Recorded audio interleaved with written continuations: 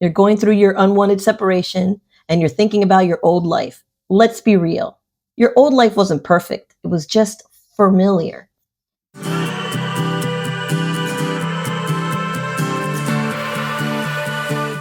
Hi there, I'm Josie. I am the host of the From Devastated to Divorce podcast and a separation survival specialist. And I want to talk to you today a little bit about how you feel this need to romanticize your past and your relationship when you're in the middle of a unwanted separation. You keep looking back to what you're losing and how sad you are and how terrible it is. And what are you going to do now? And one of the things that I really want you to think about is, was it really that great? What exactly are you losing? What exactly are you losing? What was so great about it? For most of us, I'm not going to say all, but most of us that are obviously dealing with the separation and divorce, things weren't great. Things weren't amazing. Were there amazing moments? Were there wonderful times? Sure, of course, because heck, I don't think you would have gotten married or stayed married if it was like a complete shit show. Not to say that some don't, because there is every flavor of relationship out there. But specifically in this situation, you start thinking about how great everything was. And because the fear, and I get it, trust me, I was there, the fear of what your future could look like and what are you going to do now is so scary and overwhelming that you romanticize the life that you were living. Now, maybe you were blissfully unaware that there was a lot of shit going on in your marriage, but probably you were more subconsciously aware that things were not great, that you were not happy, that you were choosing to compromise a lot and give up a lot so that this family unit could work, that you were putting up with a lot from him, and that maybe you were letting him not have to do hardly anything in the household as a partner just to keep the family unit together. So, in that situation, what are you losing? If you were doing it all, I'm going to give you an example, right? For many of us, what we're losing is the financial protection because sometimes we are the stay-at-home moms, and even though we are doing everything, they are paying for the roof over our heads. So we're like, what the hell else can I do? I gotta do all the rest of it because it's hard to make money out there these days. Absolutely. So this is what I'm stuck with. I have to keep sucking it up because I cannot afford to pay for a place myself.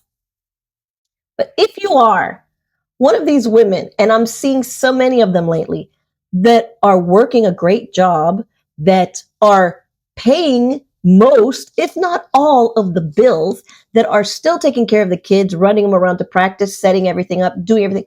What are you doing? What is going on here? What exactly are you trying to preserve? Let's be real. The man, I mean, is the sex that great? And if it is, hey, more power to you. But honestly, there is no sex that great. And maybe this is my advanced years of living speaking because no, my peace, having either a responsible partner or no partner so that I don't have to ask anybody else for permission to do anything.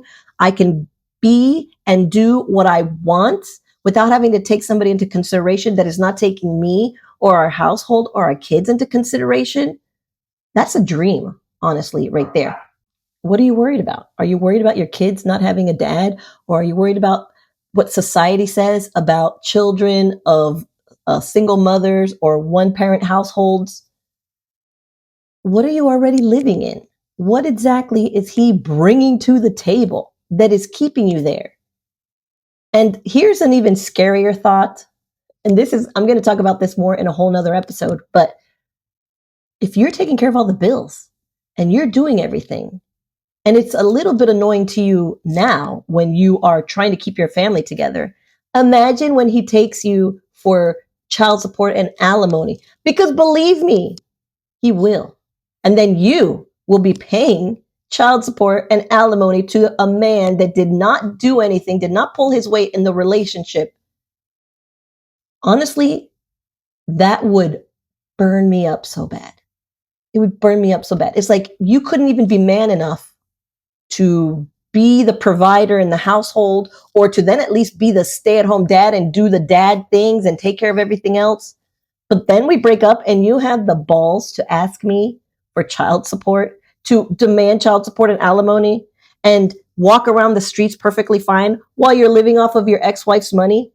I find that to be utterly gross. Yes, I do. I stand by it. Man up. You know what?